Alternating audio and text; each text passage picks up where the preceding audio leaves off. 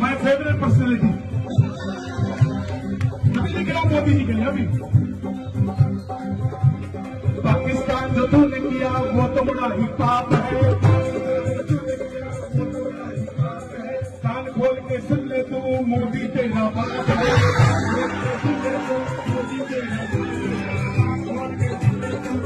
तेरा बाप है, खोल के सुन ले तू मोदी तेरा बाप है, खोल के सुन ले तू मोदी तेरा बाप है। पाकिस्तान जो तूने किया वो तो बड़ा ही पाप है,